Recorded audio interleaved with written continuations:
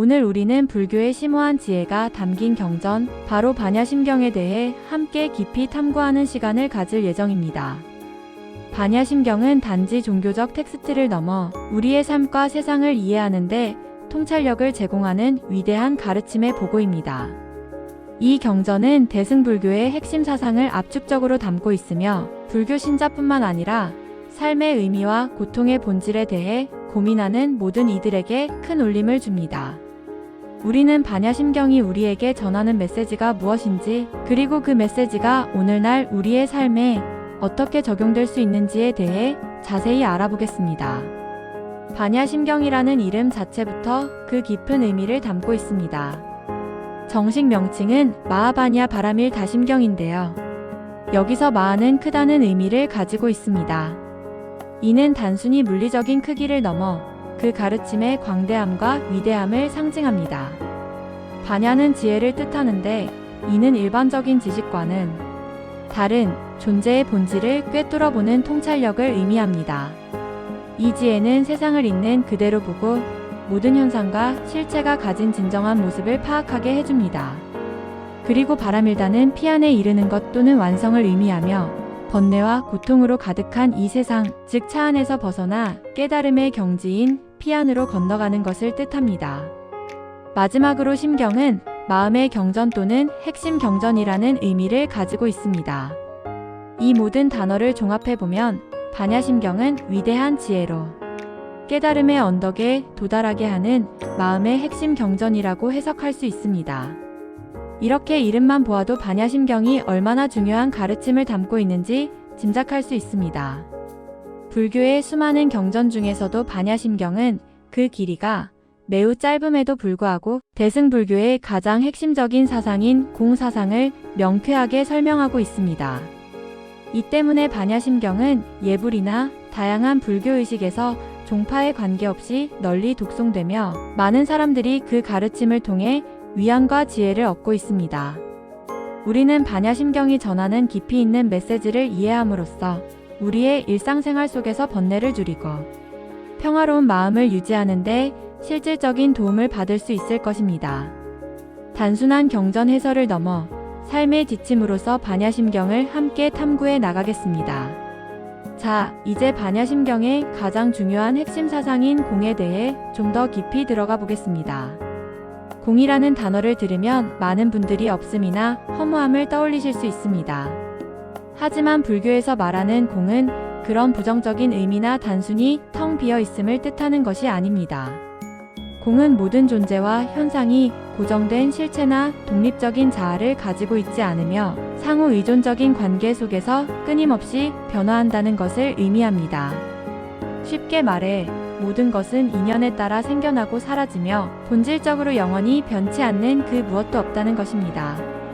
이는 우리가 흔히 생각하는 나라는 존재조차도 고정된 실체가 아니라 끊임없이 변해가는 오온의 일시적인 결합일 뿐임을 말합니다. 예를 들어 우리가 보는 아름다운 꽃을 생각해 봅시다. 이 꽃은 씨앗, 흙, 물, 햇빛, 적절한 온도, 그리고 정성을 들이는 사람의 손길 등 수많은 조건들이 모여서 비로소 피어날 수 있습니다. 이 꽃은 이 조건들이 사라지거나 변하면 결국 시들고 소멸합니다.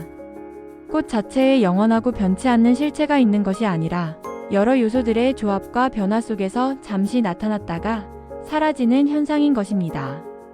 이것이 바로 공의 의미입니다. 즉, 모든 것이 서로 연결되어 있고 끊임없이 변화하는 본질을 가지고 있다는 것입니다. 이러한 공사상은 우리의 삶을 이해하는데 매우 중요한 통찰을 제공합니다.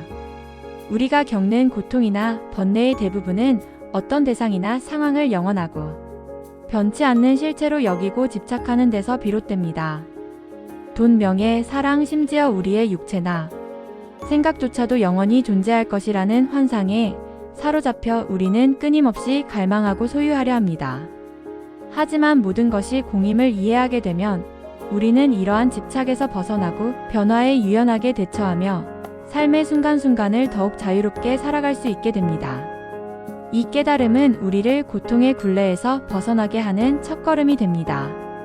반야심경은 이러한 공사상을 관자재보살의 깨달음을 통해 우리에게 전하고 있습니다. 경전의 시작은 관자재보살이 깊은 반야바라밀다를 행할 때 우운이 모두 공한 것을 비추어 보고 일체의 고통을 건너느니라라는 구절로 시작됩니다. 여기서 관자재보살은 우리가 흔히 아는 관세음보살입니다. 관세음보살은 깊은 지혜의 수행을 통해 인간을 포함한 모든 존재를 구성하는 5가지 요소인 우운이 실체가 없다는 것을 깨닫고 그로 인해 모든 고통에서 벗어나게 됩니다. 관자재보살은 세상을 있는 그대로 관조하고 일체의 속박에서 자유로운 경지에 이른 보살을 의미합니다. 그분은 지혜의 빛으로 우운의 본질을 꿰뚫어 보았고 그 결과 고통의 바다를 건널 수 있었던 것입니다. 그렇다면 우운이란 무엇일까요? 우운은 색, 수, 상, 행, 식의 5가지를 말합니다.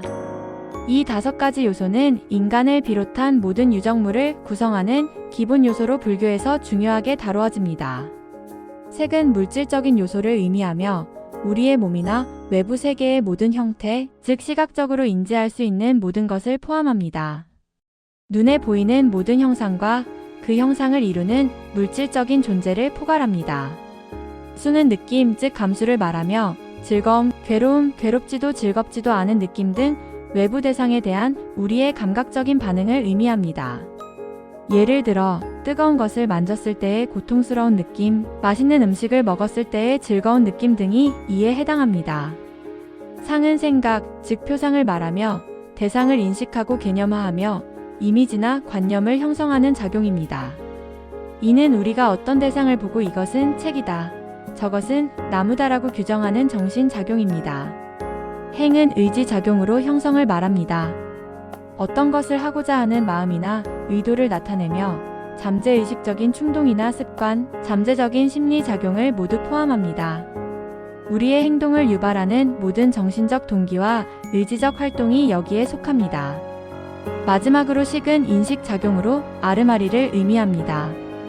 대상을 분별하고 아는 마음, 즉 육군, 눈, 귀, 코, 혀, 몸, 뜻이 육경색, 소리, 향기, 맛, 감촉, 법을 인식하는 작용을 말합니다. 우리는 보통 이 우운이 합쳐진 것을 나라는 고정된 실체로 생각하고 집착합니다. 나의 몸, 나의 감정, 나의 생각, 나의 의지, 나의 인식, 이 모든 것을 나라는 변치 않는 실체로 여기며 이로부터 분별심과 집착이 생겨납니다. 하지만 관자재보살은 이 우운 하나하나를 깊이 들여다보며 그 어느 것도 영원하고 변치 않는 실체가 아님을 깨달은 것입니다. 우리의 몸은 끊임없이 성장하고 노화하며 변화하고 우리의 감정과 생각 또한 시시각각 변하며 우리의 의지와 인식 또한 고정된 것이 아닙니다. 이 모든 것이 인연에 따라 생겨나고 사라지는 공한 존재임을 깨달음으로써 관자재보살은 모든 고통에서 벗어날 수 있었던 것입니다. 반야심경에서 가장 유명하고 핵심적인 구절 중 하나는 바로 색즉시공 공즉시색입니다. 이 구절은 앞에서 설명한 공의 의미를 가장 명확하게 보여주는 동시에 불교 사상의 정수를 담고 있습니다. 색은 물질, 즉 눈에 보이는 모든 현상을 의미합니다. 우리의 육체, 우리가 살고 있는 세상, 산과 바다, 건물, 그리고 우리가 사용하는 모든 물건들이 여기에 해당합니다. 공은 실체가 없다는 의미입니다. 따라서 색즉시공은 물질적인 모든 것이 고정된 실체가 없다는 뜻입니다. 우리가 눈으로 보고 만질 수 있는 모든 것들이 고정된 실체가 아니며 끊임없이 변하고 조건에 따라 존재한다는 것을 말합니다. 우리가 만지고 느낄 수 있는 모든 물질적 현상이 영원 불변의 실체를 가지고 있지 않으며 인연 따라 생멸하는 것임을 역설합니다. 반대로 공즉시색은 실체가 없다는 그 공이 바로 물질적인 현상으로 나타난다는 의미입니다. 공은 아무것도 없는 허무가 아니라 모든 현상이 생겨나는 근원이자 본질이라는 것입니다. 비어있기 때문에 모든 것이 생겨날 수 있고 변화할 수 있다는 역설적인 진리를 담고 있습니다. 이는 마치 빈 공간이 있어야만 물건을 놓을 수 있고 아무것도 없는 캔버스 위에 그림을 그릴 수 있는 것과 같습니다. 공은 비어있지만 그 비어있음이 곧 모든 가능성과 현상의 바탕이 되는 것입니다. 따라서 색즉시공 공즉시색은 물질적인 현상과 그 본질인 공이 결코 분리될 수 없는 관계임을 선언합니다. 물질적 존재가 공의 표현이며 공이 물질적 존재의 본질이라는 것입니다. 이 구절은 물질과 정신, 현상과 본질이 둘이 아니라는 불이의 사상을 담고 있습니다. 우리가 세상을 분별하는 방식, 즉 물질과 정신을 따로 나누고 나와 남을 구분하며 현상과 본질을 별개의 것으로 여기는 방식 자체가 실체가 없음을 알려줍니다. 모든 것은 상호 연결되어 있고 그 본질에 있어서는 분리될 수 없는 하나의 전체임을 깨닫게 하는 것입니다. 이러한 깨달음은 우리를 이분법적 사고방식에서 벗어나게 하고 세상 만물을 있는 그대로 받아들이는 지혜를 길러줍니다. 이어서 반야심경은 불생불멸, 불구부정, 부중불감이라는 구절을 통해 공의 불변성을 더욱 심층적으로 설명합니다. 모든 법, 즉 모든 현상과 존재는 나지도 않고 멸하지도 않으며 더럽지도 깨끗하지도 않고 늘지도 줄지도 않는다는 의미입니다. 이는 모든 것이 공하기 때문에 우리가 분별하는 생과 사, 더럽고 깨끗함, 늘고 줄어듦과 같은 상대적인 개념들이 본래는 실체가 없음을 말합니다. 우리의 마음이 만들어낸 분별심일 뿐 본래의 진리 차원에서는 그러한 구분이 무의미하다는 것입니다. 우리의 인식이 만들어낸 환상일 뿐 절대적인 진리 앞에서 이러한 상대적 속성들은 존재하지 않는다는 깨달음입니다. 예를 들어 아름다운 꽃이 피어나는 것을 생이라고 하고 그 꽃이 시드는 것을 멸이라고 합니다. 하지만 공의 관점에서 보면 꽃은 여러 조건에 의해 잠시 나타났다가 조건이 사라지면 다른 모습으로 변화할 뿐 영원히 사라지거나 새롭게 생겨나는 것이 아닙니다. 단지 형태가 변하는 과정일 뿐 그 본질은 항상 거기에 있습니다. 이는 마치 물이 수증기가 되거나 얼음이 되는 것처럼 근본적인 실체는 변하지 않고 형태만 변화하는 것과 같습니다.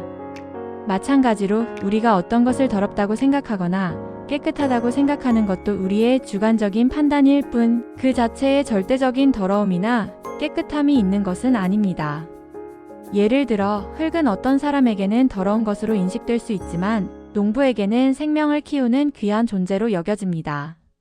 이처럼 대상 자체에 내재된 속성이 아니라 우리의 마음이 대상을 어떻게 규정하느냐에 따라 그 의미가 달라지는 것입니다. 늘고 줄어드는 것도 마찬가지입니다. 우리가 재산을 늘리거나 줄이는 것에 대해 기뻐하고 슬퍼하지만 이 또한 고정된 실체가 아니며 끊임없이 변하는 현상일 뿐입니다. 이러한 모든 상대적인 개념들은 우리의 분별심에서 비롯된 환상임을 일깨워줍니다. 진정한 지혜는 이러한 이분법적 사고를 초월하여 모든 것을 있는 그대로 받아들이는 데 있습니다. 반야심경은 이어서 우리의 인식과 그 대상에 대한 무를 이야기합니다. 무한이비설신의 무색성향 미촉법 무한계 내지 무의식계 무무명 영무무명진 내지 무노사 영무노사진 무고진멸도 무지영무득이라는 구절은 공의 관점에서는 눈, 귀, 코, 혀, 몸, 뜬육근, 그리고 색, 성향, 미촉, 법육경, 나아가 이들을 통해 생기는 모든 인식 육식까지도 실체가 없음을 말합니다. 이는 우리가 세상을 인식하는 모든 감각기관과 그 대상, 그리고 인식 작용 자체가 고정된 실체가 아님을 선언하는 것입니다. 우리가 있다고 여기는 모든 것이 사실은 고정된 실체가 아니며 분별 자체가 무의미하다는 궁극적인 깨달음을 제시하는 것입니다. 더 나아가 무명과 무명의 소멸, 늙고 죽음과 늙고 죽음의 소멸까지도 실체가 없다고 설명합니다. 그리고 사성제인 고통, 고통의 원인, 고통의 소멸, 고통. 소멸에 이르는 길조차도 궁극적인 실체가 없다고 말하며 지혜도 어둠도 없다고 합니다. 이러한 무의 사상은 단순히 모든 것을 부정하는 허무주의가 아닙니다. 오히려 모든 집착과 환상에서 벗어나 있는 그대로의 진실을 보게 하는 통찰력을 제공합니다. 예를 들어 우리는 눈으로 세상을 보지만 그 시각적 정보는 뇌를 통해 해석되는 과정에서 주관적인 요소가 개입됩니다. 우리가 보는 색은 고정된 실체가 아니라 빛과 우리의 눈, 그리고 뇌의 상호작용 속에서 형성되는 현상인 것입니다. 이는 마치 거울이 대상을 비추지만 거울 자체에는 아무것도 없듯이 우리의 감각기관과 의식이 대상을 비추어낼 뿐 그 대상에 고정된 실체가 있는 것은 아니라는 의미입니다. 이 모든 것이 공함을 이해할 때 우리는 오감에 대한 집착, 지식에 대한 집착, 심지어 고통과 깨달음에 대한 집착에서도 벗어날 수 있게 됩니다. 궁극적으로는 얻을 것도 없고 잃을 것도 없다는 깨달음에 이르게 되는 것입니다. 이러한 무의 지혜를 통해 우리는 일체의 번뇌를 초월하여 완전한 자유를 얻을 수 있습니다. 경전의 마지막 부분에는 반야심경의 핵심을 담은 주문, 즉 다라니가 등장합니다.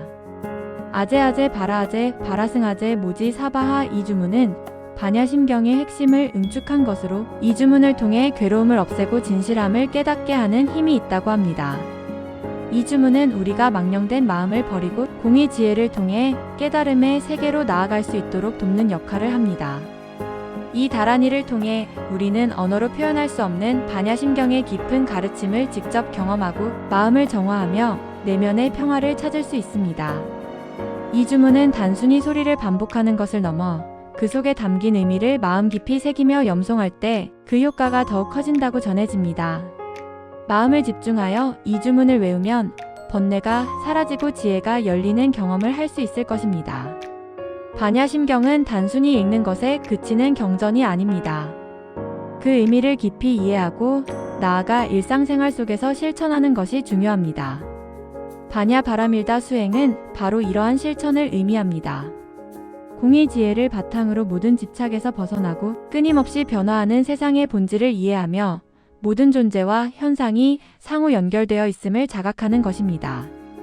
이러한 수행을 통해 우리는 마음의 속박에서 벗어나 진정한 자유와 평화를 얻을 수 있습니다. 예를 들어 우리가 어떤 문제에 직면했을 때 그 문제에 집착하고 고정된 시각으로 바라보면 고통에서 벗어나기 어렵습니다. 하지만 공의 관점에서 그 문제를 바라보면 문제 또한 여러 조건들이 모여서 생겨났다가 사라지는 현상임을 이해하게 됩니다. 그러면 우리는 문제에 대한 집착에서 벗어나고 더 유연하고 지혜로운 방식으로 해결책을 찾을 수 있게 됩니다. 더 나아가 문제 자체가 본래 실체가 없음을 깨닫게 되면 문제에 대한 고정관념에서 완전히 해방될 수 있습니다. 현대 사회는 빠르게 변화하고 불확실성이 가득하며 물질적인 풍요 속에서도 많은 사람들이 정신적인 고통을 겪고 있습니다. 이러한 시대의 반야심경의 가르침은 더욱 큰 울림을 줍니다. 집착을 버리고 변화에 유연하게 대처하는 삶의 자세, 모든 것이 상호 연결되어 있음을 이해하고 타인과 공존하는 지혜는 현대 사회를 살아가는 우리에게 필수적인 덕목입니다. 반야심경의 공사상은 결코 허무주의를 이야기하는 것이 아닙니다. 오히려 모든 것에 대한 집착에서 벗어나 삶의 진정한 의미와 가치를 발견하고 더 자유롭고 충만한 삶을 살아가도록 이끄는 강력한 통찰을 제공합니다. 우리가 겪는 슬픔, 분노, 두려움과 같은 감정들도 결국은 공한 것이며 영원한 실체가 없음을 이해할 때 우리는 그러한 감정들에 휩쓸리지 않고 마음의 평화를 유지할 수 있습니다. 반야심경은 우리에게 명상을 통해 내면을 들여다보고 자신의 마음과 생각의 본질을 탐구하도록 권유합니다. 깊은 명상 속에서 우리는 오온이 공함을 직접 체험하고 모든 분별심이 사라진 자리에서 진정한 평화와 깨달음을 얻을 수 있습니다. 반야심경의 가르침을 통해 우리는 삶의 모든 순간을 감사하게 여기고 모든 존재를 존중하며 이 세상과의 깊은 연결성을 자각할 수 있습니다. 이것이 바로 반야심경이 우리에게 전하는 궁극적인 지혜이며 우리가 추구해야 할 삶의 방향성입니다. 이처럼 반야심경은 짧은 경전이지만 그 안에 담긴 내용은 실로 방대하고 심오합니다. 우리는 오늘 이 시간을 통해 반야심경의 기본적인 의미와 핵심 사상인 공, 그리고 온개공, 색즉시공 공즉시색, 불생불멸, 불구부정 부중불감, 무의 개념들을 살펴보았습니다. 이 가르침들이 여러분의 삶에 깊은 통찰과 평화를 가져다 주기를 바랍니다. 반야심경의 지혜를 통해 모든 번뇌와 고통에서 벗어나 진정한 자유와 깨달음을 향해 나아가시기를 바랍니다.